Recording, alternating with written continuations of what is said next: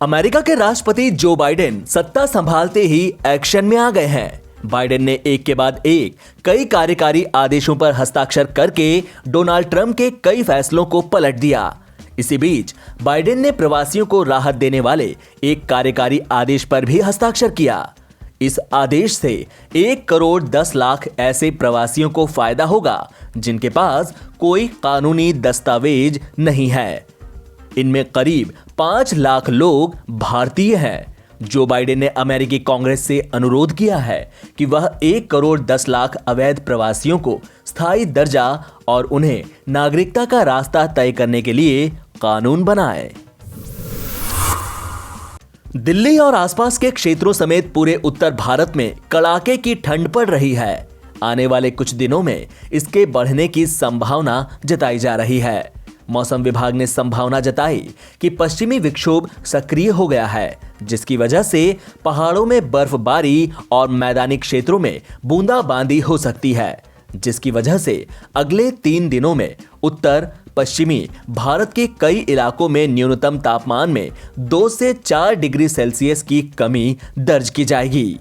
26 जनवरी से सर्दी के बढ़ने की ज्यादा संभावना जताई जा रही है। मौसम वैज्ञानिक डॉक्टर कुलदीप श्रीवास्तव ने बताया कि पश्चिमी हिमालयी क्षेत्र में पश्चिमी विक्षोभ सक्रिय हो रहा है। ऐसे में 22 से 24 जनवरी तक बारिश के साथ साथ बर्फबारी भी हो सकती है। इसका असर मैदानी क्षेत्रों में भी दिखाई देगा। बुधवार को अधिकतम तापमान 18 डिग्री सेल्सियस और न्यूनतम तापमान 8 डिग्री सेल्सियस रिकॉर्ड किया गया। दिल्ली में कोरोना वायरस संक्रमण का पता लगाने के लिए सैंपल्स की जांच की संख्या बुधवार को 1 करोड़ के ऊपर पहुंच गई और मुख्यमंत्री अरविंद केजरीवाल ने इसे एक नया कीर्तिमान बताया। केजरीवाल ने एक ट्वीट में कहा कि शहर ने संक्रमण को फैलने से रोकने में सफलता पाई है।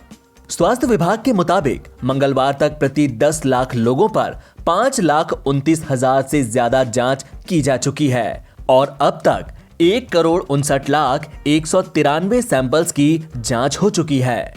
केजरीवाल ने ट्वीट कर लिखा कि दिल्ली ने नया कीर्तिमान बनाया है।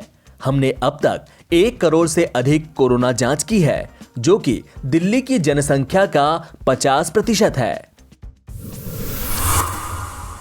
केंद्रीय स्वास्थ्य मंत्रालय ने गुरुवार को बताया कि भारत में अब तक कुल 8,06,484 लोगों को कोरोना वायरस की वैक्सीन लगाई गई है। स्वास्थ्य मंत्रालय में अपर सचिव मनोहर अगनानी ने बताया कि टीकाकरण के दुष्प्रभाव के 10 मामले सामने आए हैं। दिल्ली में 4, कर्नाटक में 2, जबकि उत्तराखंड, छत्तीसगढ़, राजस्थान और पश्चिम बंगाल से 1-1 मामले सामने आए।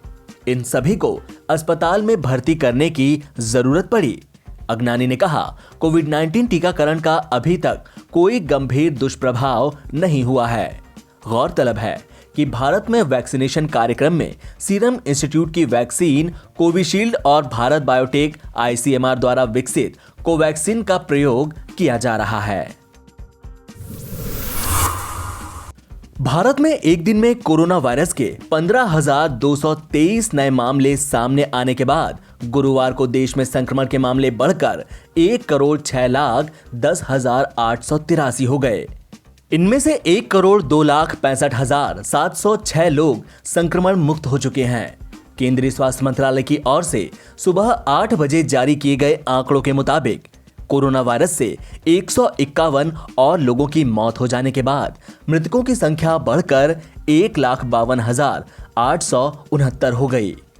आंकड़ों के मुताबिक अभी तक कुल 1 करोड़ 2 लाख 65,706 लोगों के रिकवर होने के साथ ही देश में मरीजों के ठीक होने की दर बढ़कर 96.75% हो गई।